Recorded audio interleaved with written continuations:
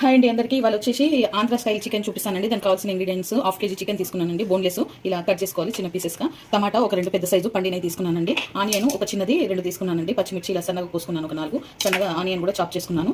కాజు వచ్చేసి ఒక 15 కాజు ఇలా కట్ చేసుకోవాలి. కార్న్ఫ్లోర్ 2 స్పూన్లు, మైదా 2 స్పూన్లు. ఇప్పుడు తయారు చేసే విధానం అండి. ఆయిల్ పెట్టుకున్నాను పొయ్యి మీద.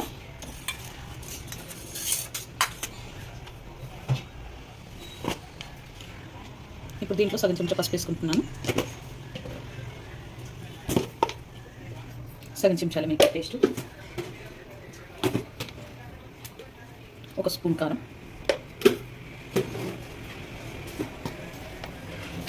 ఒక స్పూన్ సాల్ట్. కలగొట్టేసుకోవాలండి.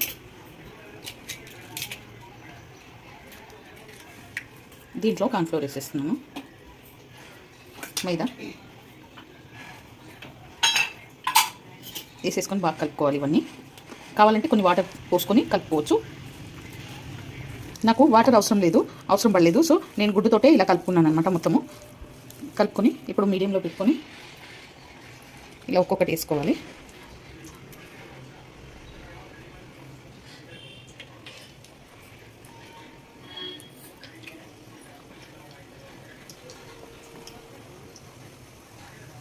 ఇలా ఎర్రగా కాల్చుకోవాలండి పీసెస్ని. ఫస్ట్ సిమ్లో పెట్టుకోవాలి, తర్వాత పెద్ద మంట పెట్టుకొని ఇలా ఎర్రగా కాల్చుకోవాలి. మళ్ళీ ఒక వాయి వేసుకుంటున్నానండి. అన్నీ ఇలా వేయించుకోవాలి.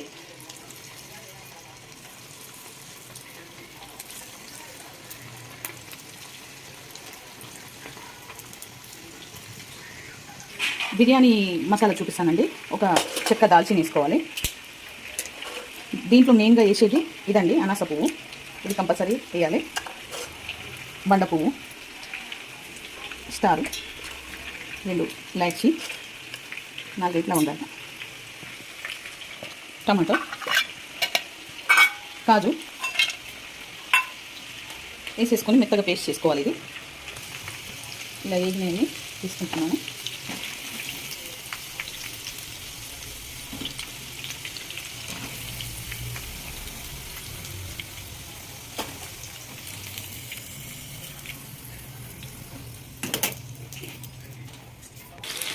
ఈ జీడిపప్పు కూడా వేయించుకోవాలండి.